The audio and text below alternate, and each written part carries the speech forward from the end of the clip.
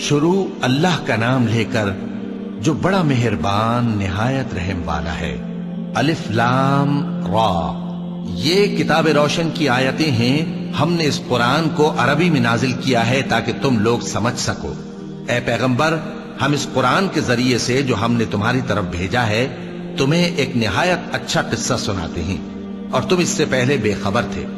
جب یوسف نے اپنے والد سے کہا کہ ابا، میں نے خواب میں 11 ستاروں اور سورج اور چاند کو دیکھا ہے، دیکھتا کیا ہوں کہ وہ مجھے سجدہ کر رہے ہیں۔ انہوں نے کہا کہ بیٹا، اپنے خواب کا ذکر اپنے بھائیوں سے نہ کرنا، نہیں تو وہ تمہارے حق میں کوئی چال چلیں گے۔ کچھ شک نہیں کہ شیطان انسان کا کھلا دشمن ہے، اور اسی طرح اللہ تمہیں برگزیدہ و ممتاز کرے گا اور خواب کی باتوں کی تعبیر کا علم سکھائے گا، اور جس طرح اس نے اپنی نعمت پہلے تمہارے دادا پر دادا ابراہیم اور اسحاق پر پوری کی تھی، اسی طرح تم پر اور اولاد یعقوب پر پوری کرے گا۔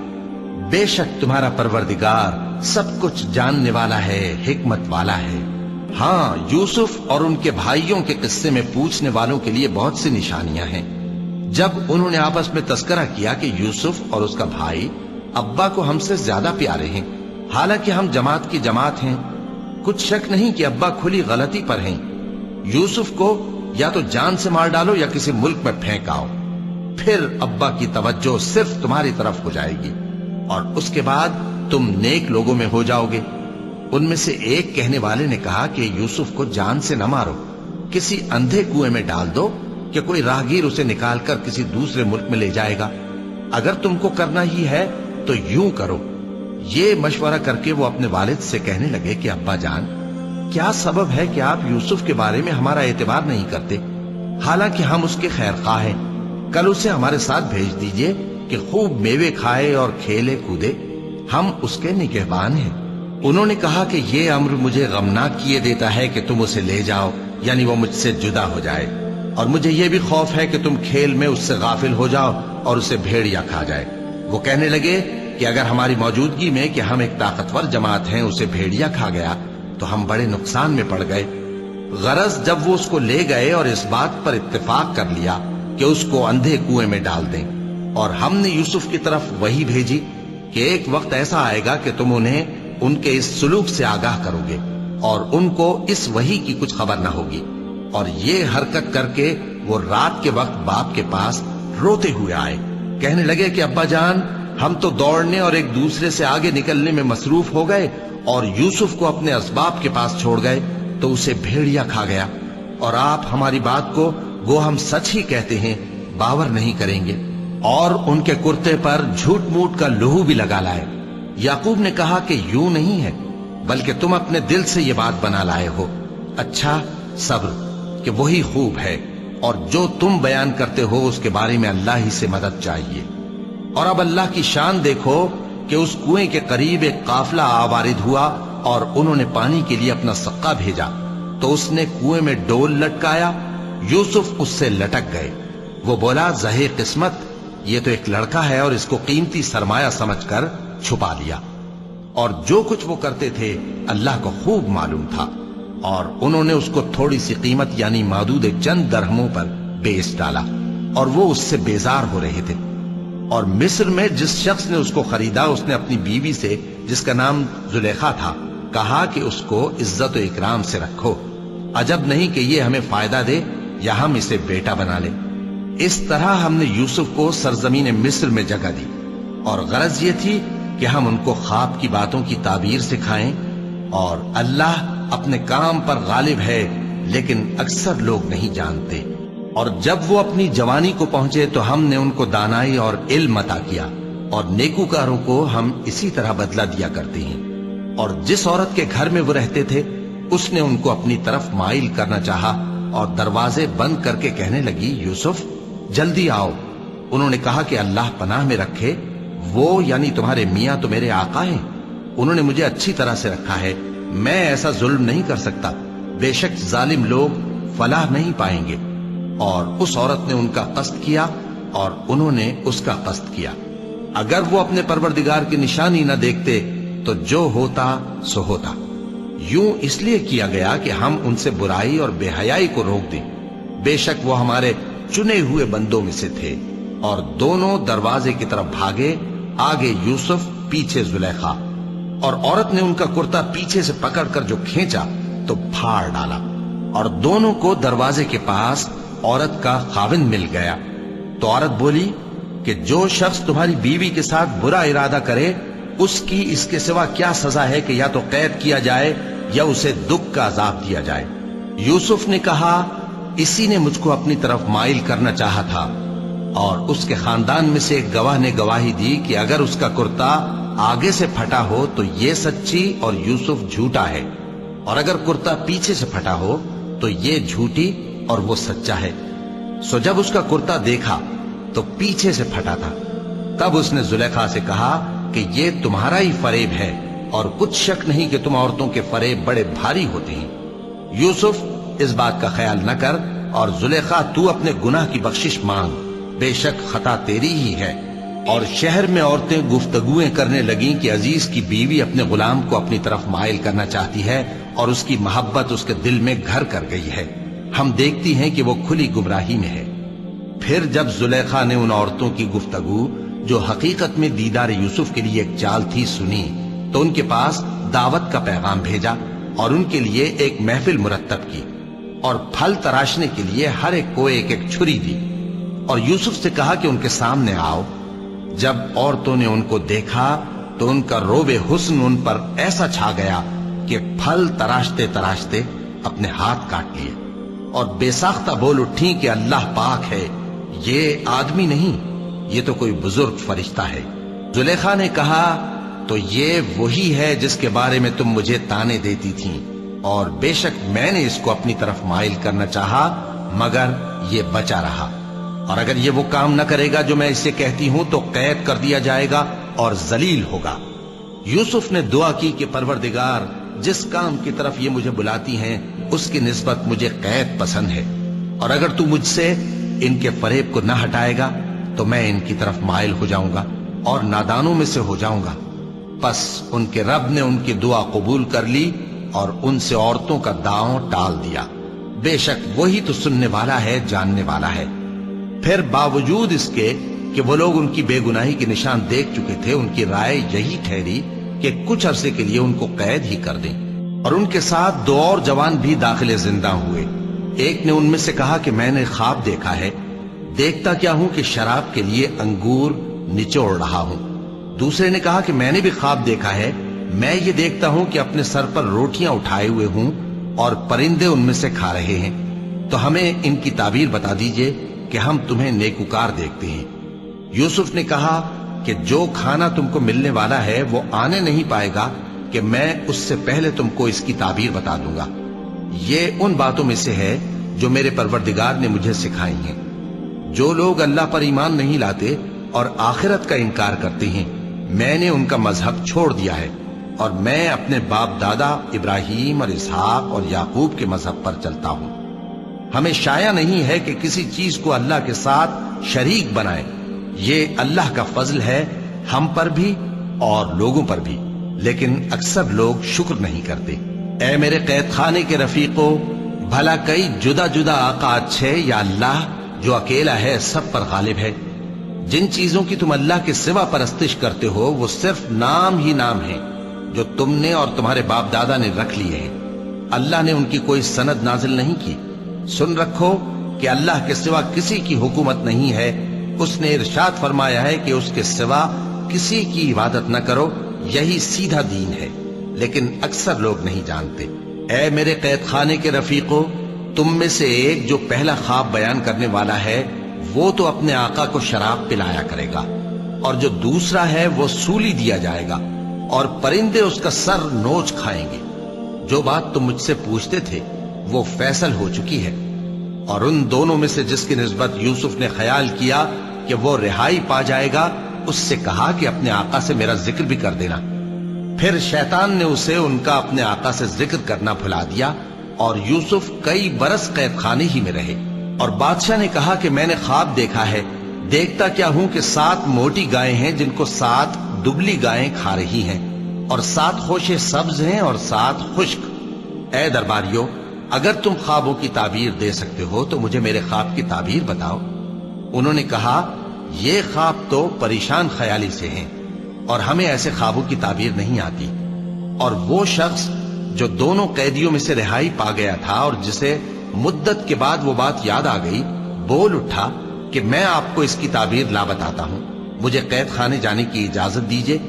غرض وہ یوسف کے پاس آیا اور کہنے لگا، یوسف، اے بڑے سچے یوسف، ہمیں اس خواب کی تعبیر بتائیے کہ 7 موٹی گایوں کو 7 دبلی گائیں کھا رہی ہیں اور 7 خوشے سبز ہیں اور 7 سوکھے، تاکہ میں لوگوں کے پاس واپس جا کر تعبیر بتاؤں۔ عجب نہیں کہ وہ تمہاری قدر جانے۔ انہوں نے کہا کہ تم لوگ 7 سال متواتر کھیتی کرتے رہو گے، تو جو غلہ کاٹو تو تھوڑے سے غلے کے سوا جو کھانے میں آئے باقی کو خوشوں میں ہی رہنے دینا۔ پھر اس کے بعد خشک سالی کے 7 سخت سال آئیں گے کہ جو غلہ تم نے جمع کر رکھا ہوگا وہ سب کو کھا جائیں گے، صرف وہی تھوڑا سا رہ جائے گا جو تم احتیاط سے رکھ چھوڑو گے۔ پھر اس کے بعد ایک ایسا سال آئے گا کہ خوب مے برسے گا اور لوگ اس میں رس نچوڑیں گے۔ اور یہ تعبیر سن کر بادشاہ نے حکم دیا کہ یوسف کو میرے پاس لے آؤ۔ سو جب قاصد ان کے پاس گیا تو انہوں نے کہا کہ اپنے آقا کے پاس واپس جاؤ اور اس سے پوچھو کہ ان عورتوں کا کیا حال ہے جنہوں نے اپنے ہاتھ کاٹ لیے تھے، بے شک میرا پروردگار ان کے فریب سے خوب واقف ہے۔ بادشاہ نے عورتوں سے پوچھا کہ تمہارا کیا قصہ تھا جب تم نے یوسف کو اپنی طرف مائل کرنا چاہا؟ سب بول اٹھیں کہ اللہ پاک ہے، ہم نے اس میں کوئی برائی معلوم نہیں کی۔ عزیز کی بیوی نے کہا، اب سچی بات تو ظاہر ہو ہی گئی ہے، اصل یہ ہے کہ میں نے اس کو اپنی طرف مائل کرنا چاہا تھا اور وہ بے شک سچا ہے۔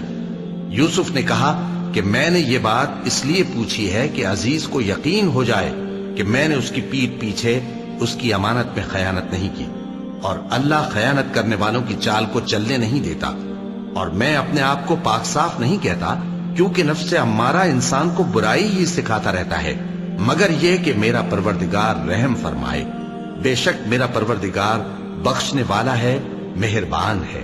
اور بادشاہ نے حکم دیا کہ اسے میرے پاس لاؤ، میں اسے اپنا مصاحب خاص بناؤں گا۔ پھر جب ان سے گفتگو کی تو کہا کہ آج سے تم ہمارے ہاں صاحب منزلت ہو اور صاحب اعتبار ہو۔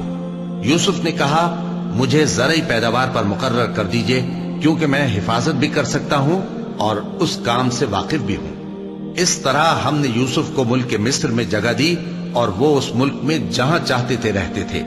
ہم اپنی رحمت جس پر چاہتے ہیں کرتے ہیں اور نیکوکاروں کے اجر کو ضائع نہیں کرتے، اور جو لوگ ایمان لائے اور ڈرتے رہے ان کے لیے آخرت کا اجر بہت بہتر ہے۔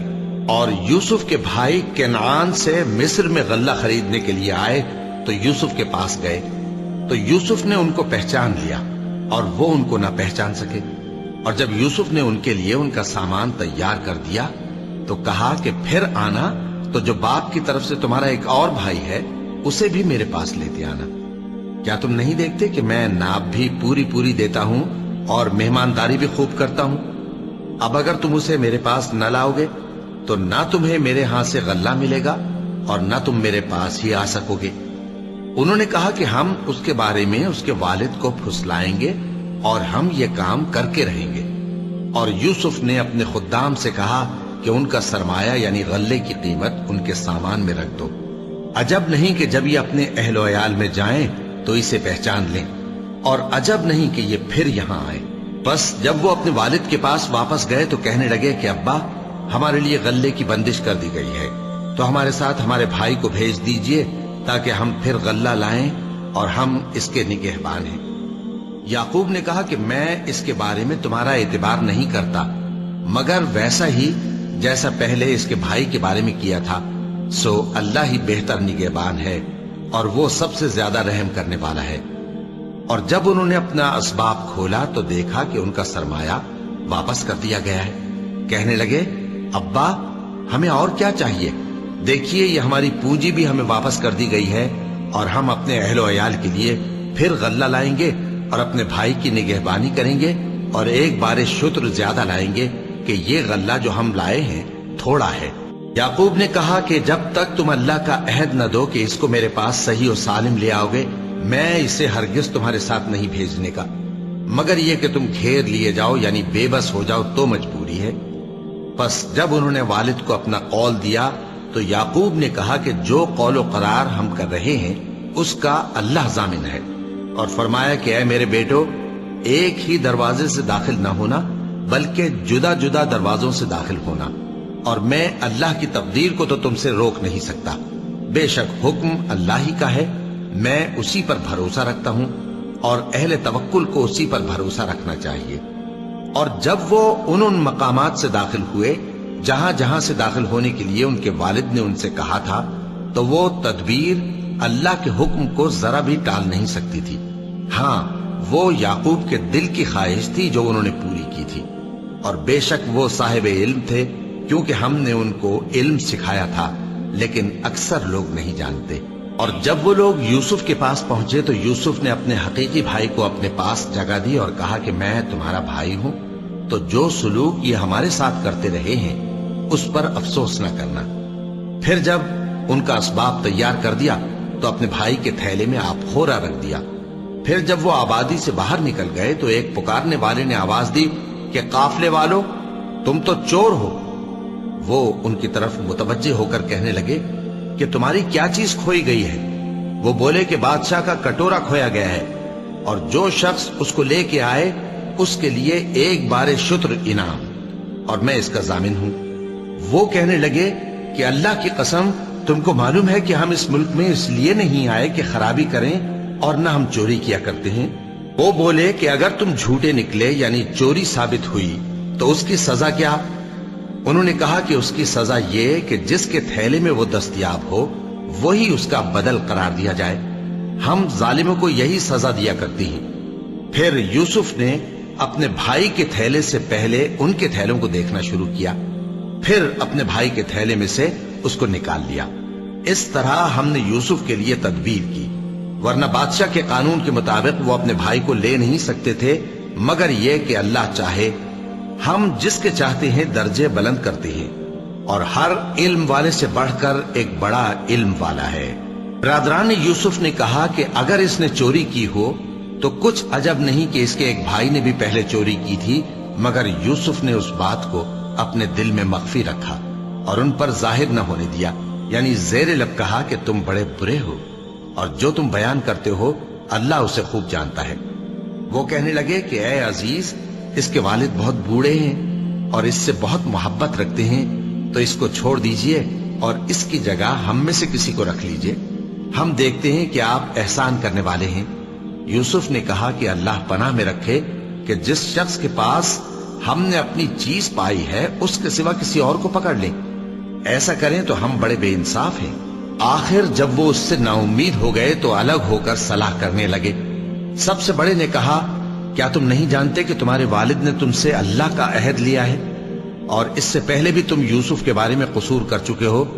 तो जब तक वालिद साहब मुझे इजाजत न दें मैं तो इस जगह से हिलने का नहीं, या अल्लाह मेरे लिए कोई फैसला करे और वो सबसे बेहतर फैसला करने वाला है।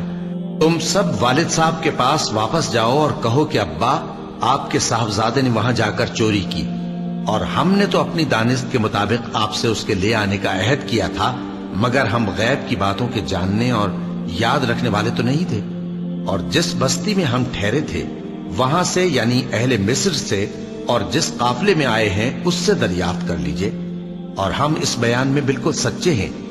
जब उन्होंने ये बात याकूब से आकर कही तो उन्होंने कहा कि हकीकत यूं नहीं है, बल्कि ये बात तुमने अपने दिल से बना ली है, तो सब्र ही बेहतर है। अजब नहीं कि अल्लाह उन सबको मेरे पास ले आए, बेशक वो इल्म वाला है, हिकमत वाला है। और उनके पास से चले गए और कहने लगे कि हाय अफसोस यूसुफ पर, हाय अफसोस। और रंजो अलम में उनकी आंखें सफेद हो गईं और उनका दिल गम से भर रहा था। बेटे कहने लगे कि वल्लाह, आप तो यूसुफ को इसी तरह याद ही करते रहेंगे यहां तक कि आप घुल जाएंगे या जान ही दे देंगे। उन्होंने कहा कि मैं तो अपने गम और अंदोह का इजहार अल्लाह से करता हूं और अल्लाह की तरफ से वो बातें जानता हूं जो तुम नहीं जानते।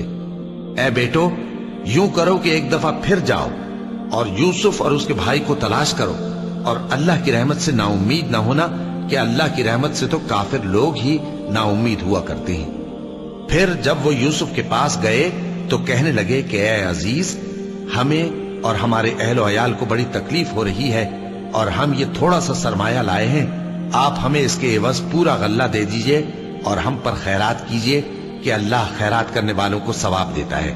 یوسف نے کہا، تمہیں معلوم ہے کہ جب تم نادانی میں پھنسے ہوئے تھے تو تم نے یوسف اور اس کے بھائی کے ساتھ کیا کیا تھا؟ وہ بولے، کیا واقعی تم ہی یوسف ہو؟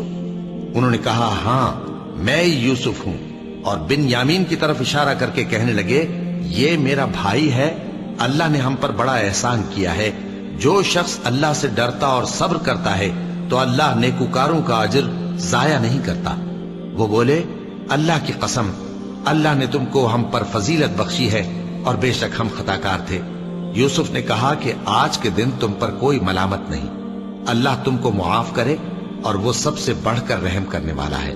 یہ میرا کرتا لے جاؤ، پھر اسے والد صاحب کے منہ پر ڈال دینا تو وہ بینا ہو جائیں گے، اور اپنے تمام اہل و عیال کو میرے پاس لے آؤ۔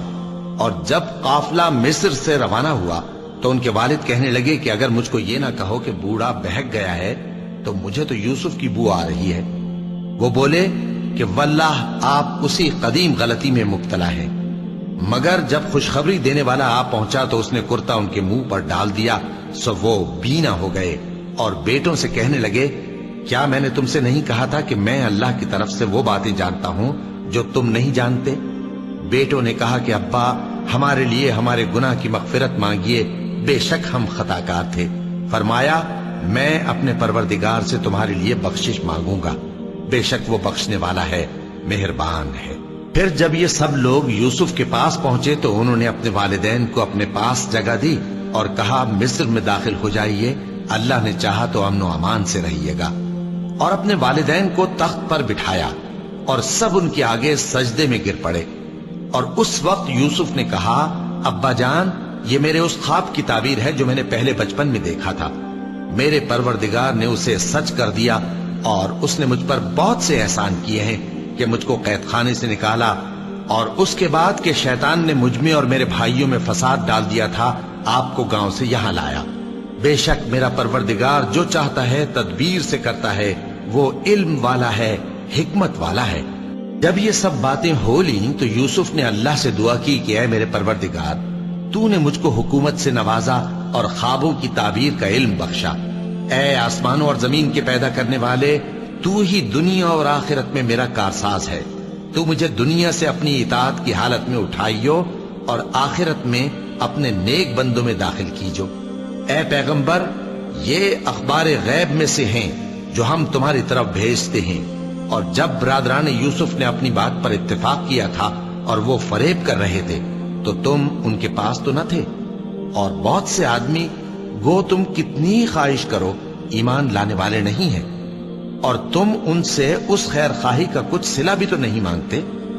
یہ قرآن اور کچھ نہیں، تمام جہانوں کے لیے نصیحت ہے، اور آسمان و زمین میں بہت سی نشانیاں ہیں جن پر سے یہ گزرتے ہیں اور ان کو نظر انداز کر دیتے ہیں، اور یہ اکثر اللہ پر ایمان نہیں رکھتے مگر اس کے ساتھ شرک بھی کرتے ہیں۔ تو کیا یہ اس بات سے بے خوف ہیں کہ ان پر اللہ کا عذاب نازل ہو کر ان کو ڈھانپ لے، یا ان پر ناگہاں قیامت آ جائے اور انہیں خبر بھی نہ ہو؟ کہہ دو، میرا رستہ تو یہ ہے، میں اللہ کی طرف بلاتا ہوں سمجھ بوجھ کر، میں بھی لوگوں کو اللہ کی طرف بلاتا ہوں اور میرے پیرو بھی، اور اللہ پاک ہے اور میں شرک کرنے والوں میں سے نہیں ہوں۔ اور ہم نے تم سے پہلے بستیوں کے رہنے والوں میں سے مرد ہی بھیجے تھے جن کی طرف ہم وہی بھیجتے تھے۔ کیا ان لوگوں نے ملک میں سیر و سیاحت نہیں کی کہ دیکھ لیتے کہ جو لوگ ان سے پہلے تھے ان کا انجام کیا ہوا؟ اور متقیوں کے لیے آخرت کا گھر بہت اچھا ہے، کیا تم سمجھتے نہیں؟ یہاں تک کہ جب پیغمبر نا امید ہو گئے اور انہوں نے خیال کیا کہ اپنی نصرت کے بارے میں جو بات انہوں نے کہی تھی اس میں وہ سچے نہ نکلے، تو ان کے پاس ہماری مدد آ پہنچی۔ پھر جسے ہم نے چاہا بچا دیا، اور ہمارا عذاب اتر کر گناہگار لوگوں سے پھیرا نہیں کرتا۔ ان کے قصے میں عقل مندوں کے لیے عبرت ہے۔ یہ قرآن ایسی بات نہیں ہے جو اپنے دل سے بنائی گئی ہو، بلکہ جو کتابیں اس سے پہلے نازل ہوئی ہیں ان کی تصدیق کرنے والا ہے اور ہر چیز کی تفصیل کرنے والا، اور مومنوں کے لیے ہدایت اور رحمت ہے۔